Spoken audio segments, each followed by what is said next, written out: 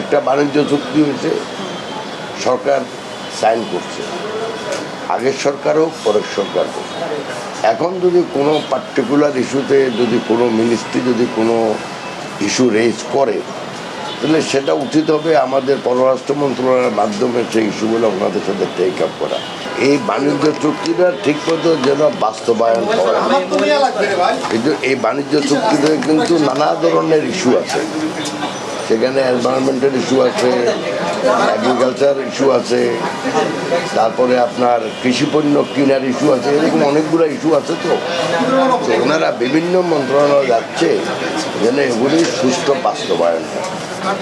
আমাদের এখানে যেটা আসছে সেটা হলো আমাদের এনভায়রনমেন্টের সামনে দুই একটা কিছু আছে, বাট এখানে আমাদের খাদ্য সচিব ছিল, আমাদের কৃষি সচিব ছিল, তো কীভাবে বাস্তবায়ন করবে এগুলি নিয়ে কথা বলবো।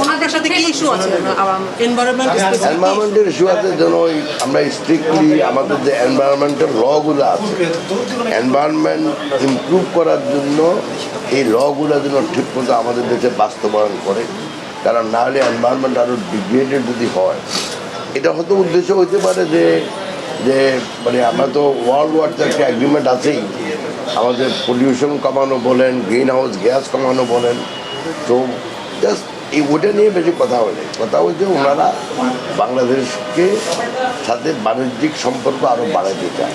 মিন্টু ভাই, যে বাণিজ্য চুক্তিটা হয়েছে যুক্তরাষ্ট্র, এটা নিয়ে প্রশ্ন উঠছে যে আসলে বাংলাদেশের বিপক্ষে গেছে যুক্তরাষ্ট্রের পক্ষে, এটা নিয়ে আসলে আপনি কি বলবেন বা এটা নিয়ে আপনার সরকার কি ভাবছেন? আমার তো পক্ষে বিপক্ষে বলার কিছু নাই। একটা বাণিজ্য চুক্তি হয়েছে, সরকার সাইন করছে, আগের সরকার হোক পরের সরকার হোক। এখন যদি কোনো পার্টিকুলার ইস্যুতে যদি কোনো মিনিস্ট্রি যদি কোনো ইস্যু রেজ করে, তাহলে সেটা উচিত হবে আমাদের পররাষ্ট্র মন্ত্রণালয়ের মাধ্যমে সেই ইস্যুগুলো ওনাদের সাথে টেক আপ করা।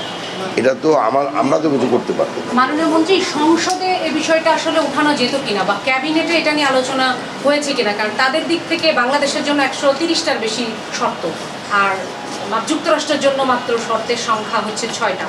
মনে হয় না যে বাংলাদেশকে এক ধরনের প্রেশারে ফেলা হচ্ছে? মানে সেটা নিয়েই তো আসলে সবাই আলোচনা করছে, আমাদের সহকর্মীরাও সেটাই বলবার চেষ্টা করছেন। আপনি তো দেখেন, আমি আগে বলছি যে সম বা অসম এটা তো আমাদের চিন্তা করার বিষয় না। আমরা চিন্তা করব আমাদের মন্ত্রণালয়ের সাথে যেই 2-3টা ক্লজ আছে সেটার ভিতরে আমি কোনো অসম কিছু দেখি না। ওইটা আমরাও চাচ্ছি, যেটা ওনারাও চাচ্ছে, যে এনভায়রনমেন্ট রিলেটেড লগুলো আরও মানে যেন ভালোভাবে বাস্তবায়ন করা হয়।